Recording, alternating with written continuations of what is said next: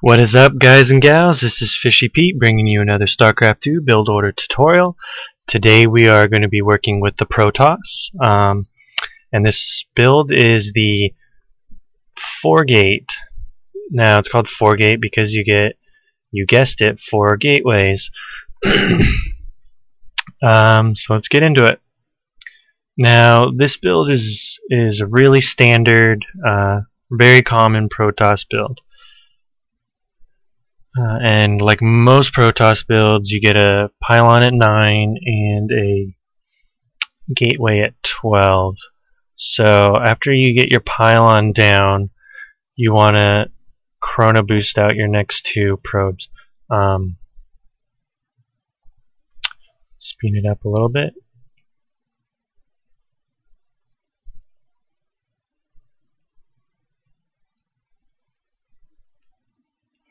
Now, after I get my pylon out, I like to send that probe to scout.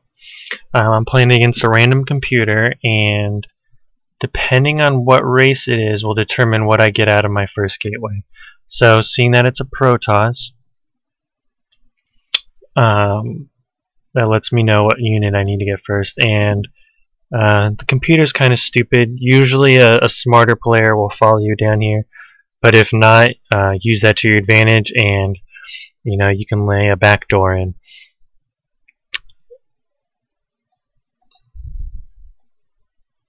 So, with this first gateway, your first instinct is probably to get a Zealot. Now, against Protoss and Terran, I usually will not get a Zealot, because if they get a Zealot, a Stalker will be much more powerful to stop a single Zealot than your single Zealot. And also the Stalker is really good against Terran, because if they get a Reaper in your mineral line, he could just devastate it quickly, and he could kite around your Zealot.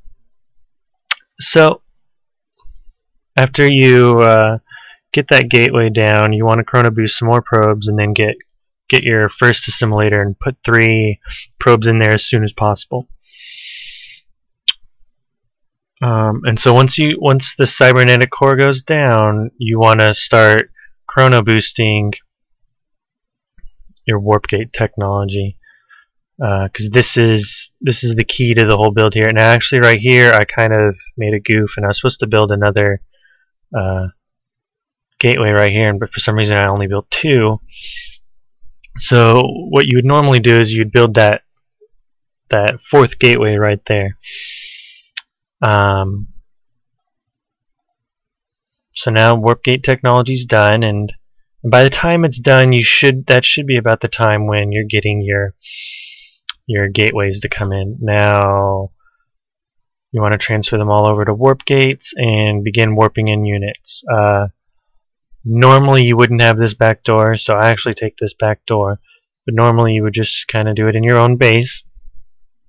And your first 4 units, you'll want to keep them at your base, and then the second group of units you make, so you group them up with your first 4, so you have about 8.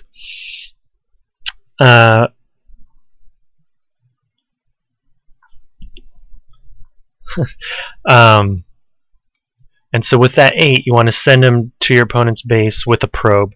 And with that probe, you'll want them to drop a pylon somewhere pretty close to the base so you can reinforce really quickly.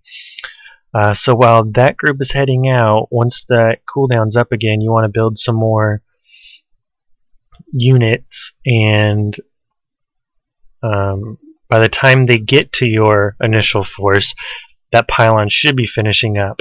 And so with that pylon, you can just keep warping in more units, and make sure you're warping them in. And if it looks like your push isn't going to defeat your opponent, then that's when you want to begin transitioning into either Robo with Immortals and Colossi, or you can go to Stargate technology and get Void Rays, and I guess if you wanted to, you could even tech up to carriers. So with the unit composition, I like to have at least one sentry. Now the sentry is really helpful against marauders, and he's really helpful against opponent stalkers or roaches, because his guardian shield ability will decrease range damage that's coming in on your units. And also at your base, he can throw down a force field right here and block your opponents from rushing up and just slaughtering you. So just make sure you're constantly pumping out units out of your warp gates. You should never have this many minerals. And this is a really, really strong foundation for the Protoss. You really want to master this build, and you'll learn. And from here, you'll be able to learn most of the other builds for Protoss, as they usually follow this same basic setup. So, thanks for watching. I'm Fishy Pete. See ya.